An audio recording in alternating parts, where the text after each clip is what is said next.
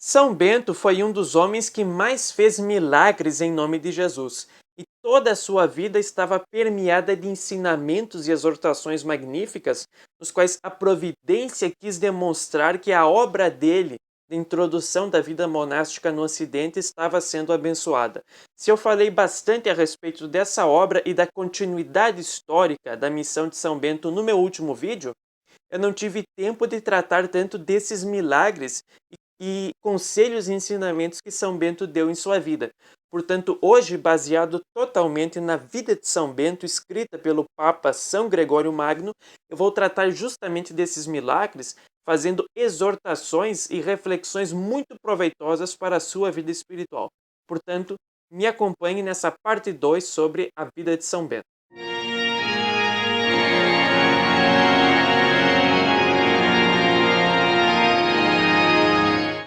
O meu último vídeo foi o quê? Foi uma grande histoire, uma grande história, no qual eu demonstrei a missão de São Bento inserida no seu contexto histórico. Os grandes acontecimentos, que é o que você geralmente encontra num livro de história, do estilo escola ou faculdade. Hoje eu estou fazendo uma petite histoire, uma pequena história mostrando fatinhos, milagres e como que era a ação cotidiana de São Bento. Portanto, eu não vou me preocupar tanto com a linha cronológica, porque isso já foi tratado no último vídeo. Então, eu já vou elencando alguns desses milagres. E o primeiro deles que eu vou narrar é o de São Mauro, discípulo de São Bento, caminhando sobre as águas. Os senhores lembram que no último vídeo eu falei que dois filhos de senadores que entrariam para a história como São Mauro e São Plácido foram entregues aos cuidados de São Bento ainda na sua infância. Plácido era quase um bebê, o que já mostra a confiança que a figura de São Bento inspirava para que os pais entregassem seus filhos pequenos aos seus cuidados, e Mauro já estava entrando na adolescência. Alguns anos depois, quando os dois ainda eram rapazes, com essa diferença de idade, Plácido, que ainda era criança entrando na adolescência, ele foi buscar água num lago para o mosteiro, porque obviamente não tinha encanamento. Ele foi pegar a água, mergulhando a jarra no lago, ele acabou tropeçando e caiu dentro do lago. E aquela correnteza que havia naquele lago foi levando ele cada vez mais para o fundo, para o centro. Enquanto isso, São Bento estava em oração no mosteiro e ele teve imediatamente uma revelação de que Plácido estava em perigo. Então ele falou rapidamente com São Mauro, que era o outro filho de senador já mais velho, e disse: Mauro, corre ao lago e vai socorrer o teu irmão. Eles não eram irmãos de sangue, eram irmãos na fé. Mauro foi correndo com toda a pressa para resgatar o jovem Plácido. Sem perceber, ele vai correndo, passa sobre o lago, pega o Plácido pelos cabelos, puxa ele para fora da água, traz de volta para a terra. Assim que ele chega em terra, ele então se dá conta, mas eu andei sobre as águas? E ele vai correndo contar isso a São Bento e atribuir esse evidente milagre à bênção que São Bento deu a ele para que ele então fosse resgatar o pequeno Plácido. São Bento não aceita esses elogios e diz que a providência fez aquele milagre premiando a obediência do jovem Mauro em obedecer prontamente à ordem do seu abade, do seu superior. Os dois ficam nessa luta de humildade onde nenhum aceita os louvores do outro, e o pequeno Plácido resolve a questão dizendo que quando puxaram ele da água, ele viu a roupa de São Bento. Ou seja, foi por causa das orações de São Bento que São Mauro conseguiu caminhar sobre as águas e salvar esse jovem religioso. Um outro milagre foi o seguinte: os monges, porque eram eles que faziam todo o trabalho da própria construção dos mosteiros, naquele contexto de destruição de Roma, não tinha como importar materiais, eles tinham que pegar o que estava à disposição. E eles certa vez encontraram uma grande pedra que ia ser muito útil para que eles continuassem a edificação de novos mosteiros. E eles então foram, um determinado grupo, 2 a 3 monges, levantar aquela pedra. E eles não conseguiram nem mexer por 1 centímetro, nada.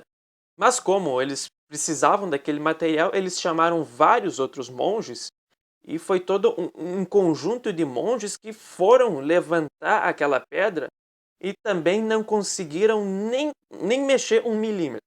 Então eles desconfiaram que tinha alguma coisa preternatural impedindo que aquela pedra saísse de lá. Eles chamam o pai São Bento, faz uma oração, dá uma bênção, imediatamente aqueles monges levantam aquela pedra com toda a facilidade do mundo. Acontece que, por curiosidade, um daqueles monges quis escavar para ver o que estava mais por baixo daquela pedra. E escavando com persistência, ele acabou encontrando bem fundo um ídolo pagão de bronze e atirou com toda a força para longe aquele ídolo na direção do mosteiro. E aconteceu que aquele ídolo acabou parando na cozinha do mosteiro, ali foi jogado ali. E de repente aqueles monges veem de longe um incêndio na cozinha, tá pegando fogo. Então eles entram em pânico, vão pegar água, vão de todos os modos acabar com aquele incêndio. O barulho e a algazarra deles vai chamar a atenção do pai São Bento, e quando ele olha à distância tanto a cozinha quanto aqueles monges, ele percebe: não existe incêndio. Era tudo uma ilusão do demônio. Então ele faz o sinal da cruz, faz uma oração e de repente os monges percebem que tudo aquilo era mentira. Não é à toa que o demônio é chamado por Cristo de pai da mentira. Aqui já é um ensinamento muito importante pelo seguinte: quantas vezes nós estamos fazendo bem na nossa vida espiritual e de repente um pensamento que nós achamos que é um pecado grave, que nós consentimos, às vezes é a lembrança de algum pecado passado que nós confessamos, mas ficamos em dúvida se confessamos direito, e de todas as formas o demônio acende um incêndio de pânico na nossa alma. Aqui vale a regra de São Francisco de Sales: tudo, tudo, tudo que perturba não vem de Deus, vem do demônio. Pode ser que nós tenhamos um temperamento que é dado a nervosismo, ansiedade e desconfiança. Aí é uma causa natural, mas certamente o demônio vai tentar aumentar ainda mais. Porque aquilo que tira a paz da nossa alma não pode provir de Deus, porque o Espírito Santo é um espírito de paz. Então, se nós começamos a ficar muito nervosos por razões muito pequenas e percebemos que aquilo é um exagero, já é um bom momento de rezar a Nossa Senhora e rezar também ao nosso Pai São Bento que afaste de nós essas verdadeiras ilusões do demônio. É bom lembrar também o seguinte: São Bento, assim como o grosso de todos aqueles monges, eles eram romanos. Acontece que certa vez apareceu entre os monges um godo que queria ser monge. A palavra gótico vem dos godos, que era um desses povos bárbaros germânicos, que aliás foi um dos povos protagonistas na destruição do Império Romano. E apareceu um godo que queria ser monge.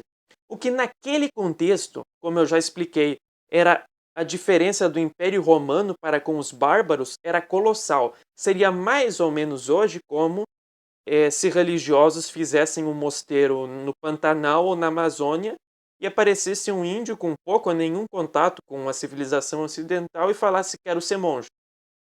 São Bento acolheu aquele godo com muita boa vontade e, como os monges rezam e trabalham ora et labora, ele colocou aquele godo para trabalhar capinando, roçando um campo cheio de roseiras para depois fazer uma horta com uma grande foice.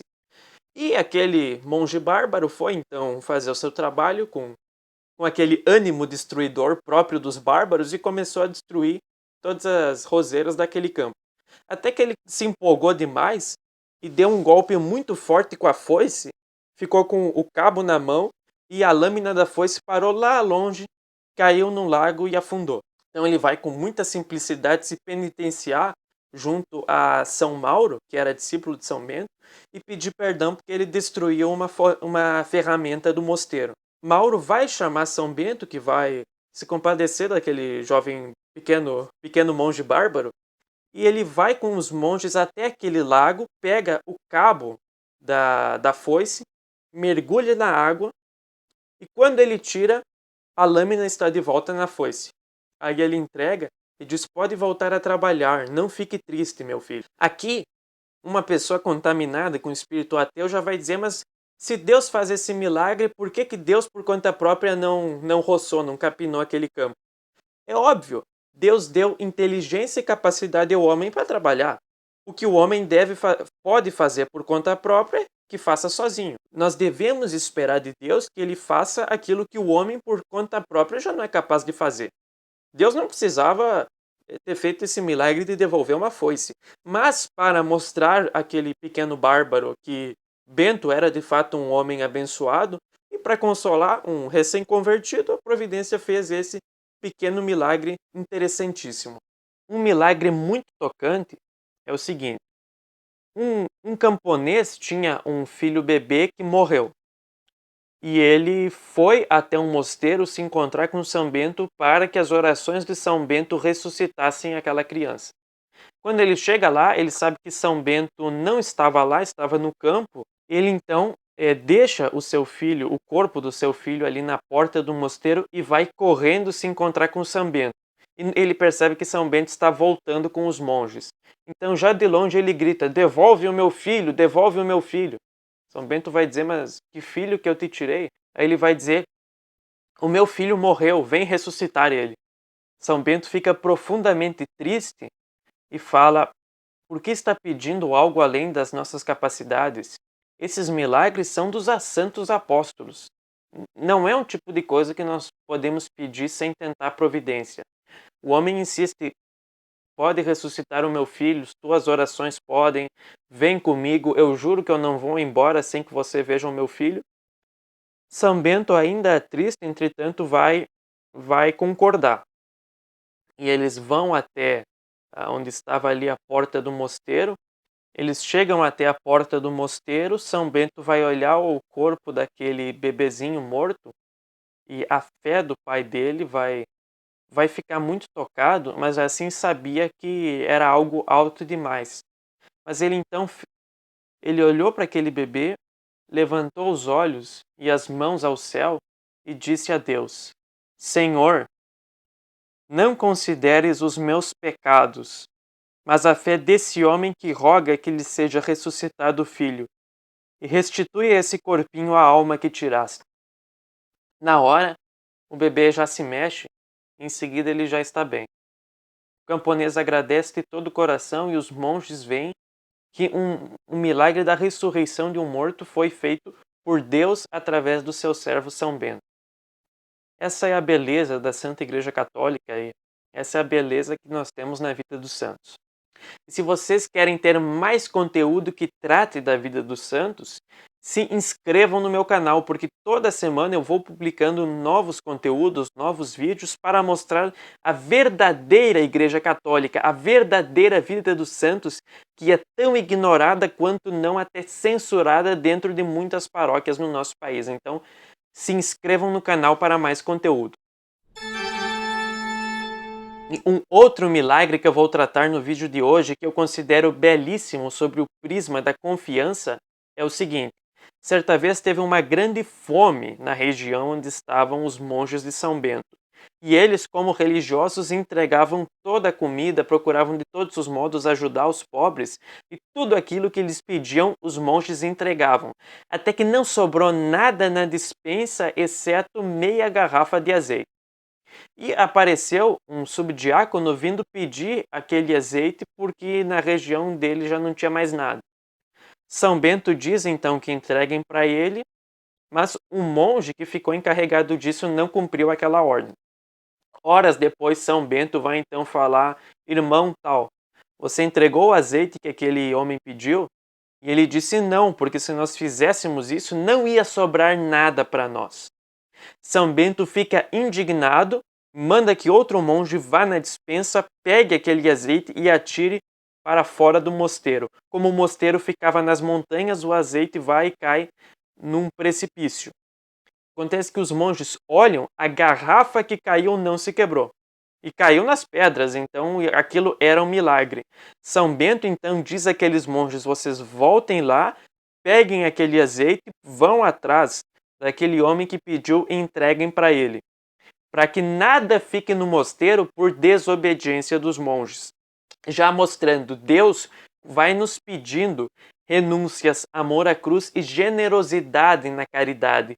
Chega um momento em que Deus pede tudo e nós devemos dar tudo. Acontece que quanto mais coisas nós entregamos a Deus, mais cresce o nosso apego àquilo que nós ainda não renunciamos. E Deus pede até a última renúncia, pede que nós demos tudo a Ele. Então, aquele monge vai, pega o azeite e entrega para aquele diácono. Enquanto isso, São Bento fica em oração com os seus monges. Ele fica em oração num lugar onde havia um grande tonel onde eles guardavam o azeite, que estava obviamente vazio. E durante a oração, de repente algum dos monges vê que a tampa daquele tonel está subindo. E de repente a tampa se mexe e ele transborda de tanto azeite que começa a cair no chão e todo o chão já fica inundado de azeite. Só aí São Bento para de rezar e o azeite para de transbordar. Então ele diz aos monges para terem confiança na providência. Deus nos pede essa renúncia. Feita essa renúncia, Ele cuida de nós. E Deus pede de nós, nas nossas boas ações, que nós entreguemos meia garrafa de azeite para Ele. E depois da nossa morte, a recompensa que nós vamos ter é tanta alegria e tanto gáudio que transborda como esse azeite que nós nem temos como absorver tudo, nós simplesmente recebemos. Por isso, já nos Salmos de Davi se diz que a minha taça transborda. Foram muito mais os milagres feitos por esse grande servo de Jesus Cristo que estão elencados nessa sua biografia. Hoje eu vou tratar apenas de um último assunto, que é como que surgiu a medalha de São Bento e como que essa devoção se difundiu tanto, surgindo mais de 1000 anos depois da morte desse santo patriarca. Essa devoção surge na Alemanha. Em 1647, a Justiça Civil prende algumas feiticeiras.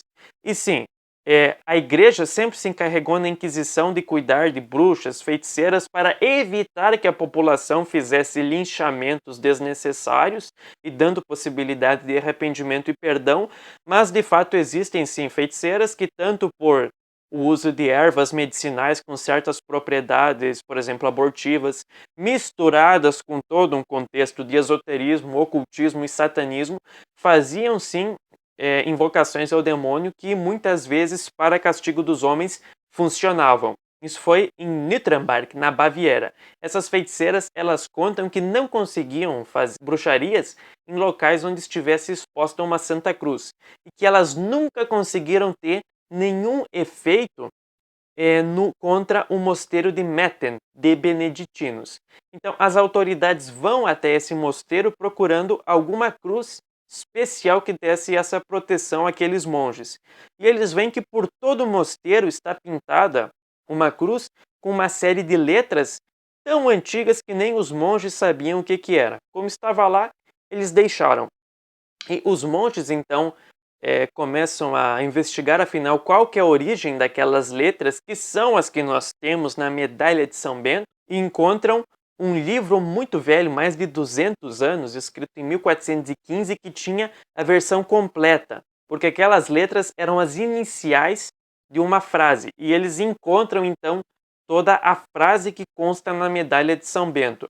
Dentro da cruz se está as iniciais Crux Sacra Sit Mihi Lux, ou seja, que a cruz sagrada seja a minha luz. E na lateral, Non Draco Sit Mihi Dux, que o dragão não seja o meu guia.